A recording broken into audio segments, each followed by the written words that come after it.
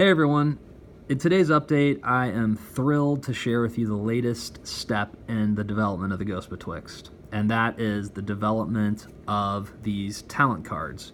As you can see, we have Joan's deck of talents right here. They are designed, they've been play tested, and they'll continue to be play tested, of course, but we're really excited to finally share what these cards look like, walk you through some of these talents, the different strategies they provide in combat.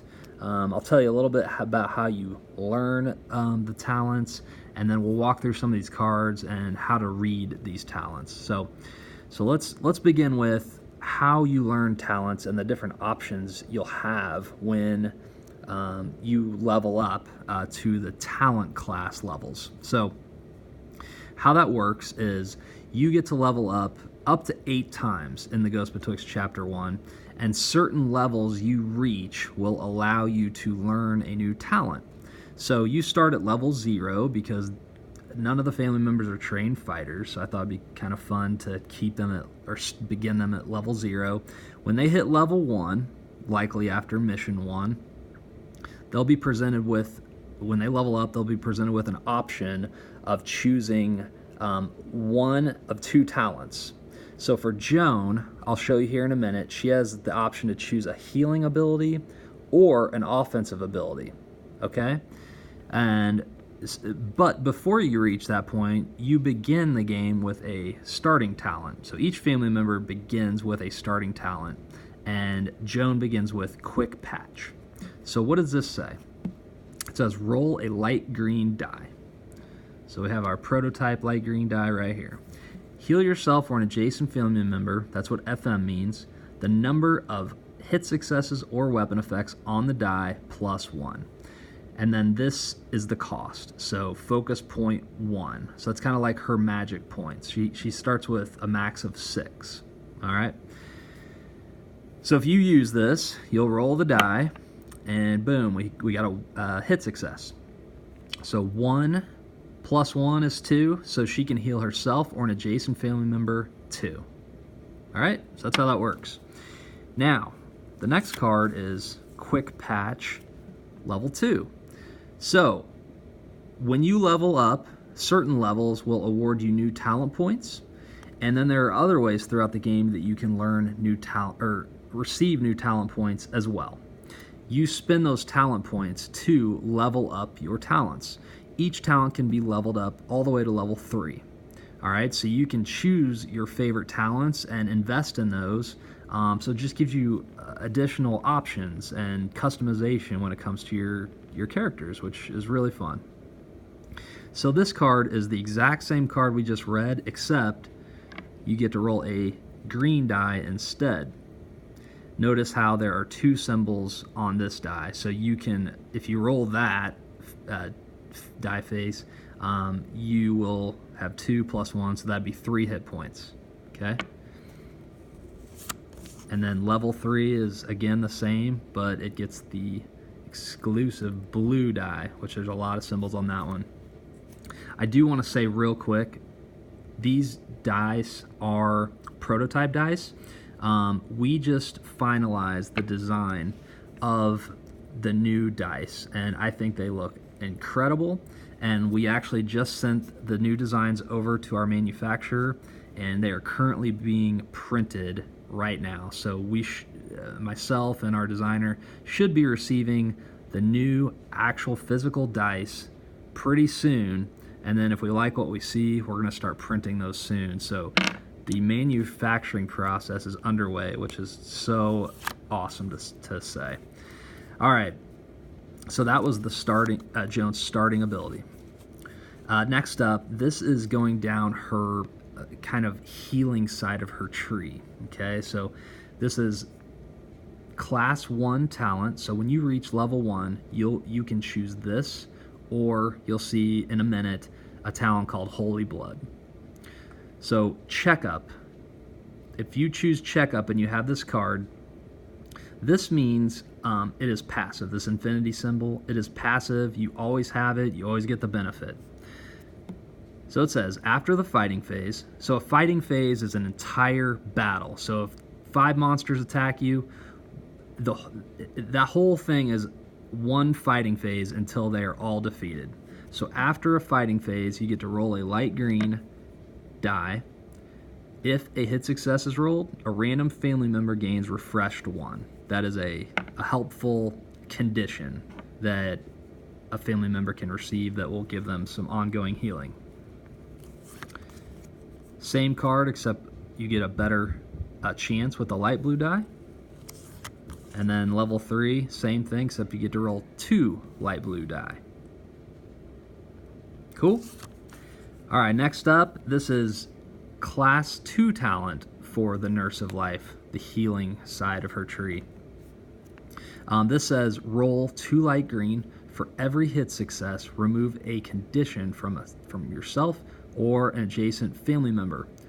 All right, so let's read, think about that real quick. So if a family member is bleeding or is lightheaded or something like that, you can use this talent to recover those negative conditions, okay? Or you can spend 1 hit success to give that family member or yourself amped 1. Amped means you get to take a 3rd action during your activation, okay? And then this right here is the exhaust symbol. So you get to use this once per fighting phase, and when you do, you will tap it or flip the card over, meaning it's exhausted for now. And then after the fighting phase, all of your exhausted cards refresh, and you can use them again in the next fighting phase. So that's Home Remedy. Home Remedy level 2, same card, except you get an additional die, so better chances. And then again, same stuff, except you get 2 light blue, giving you an even better chance of receiving the benefits of the card. All right, and then Class 3 talent is called Not a Flu Shot. So essentially, you are able to heal a family member by rolling a d6.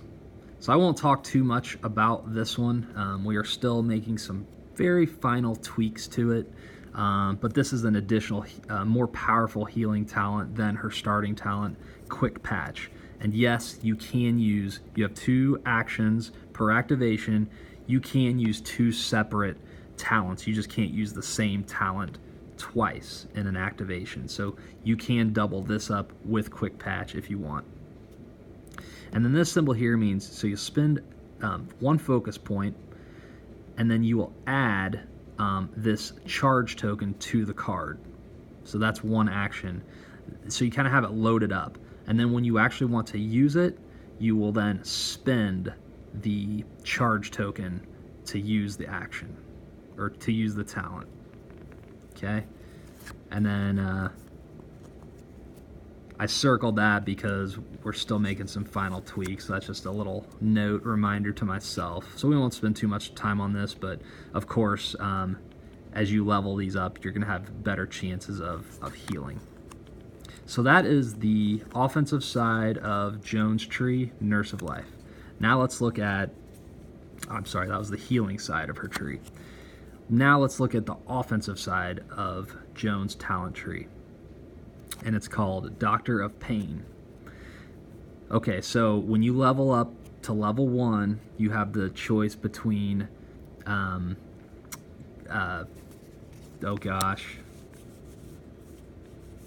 Checkup or Holy Blood.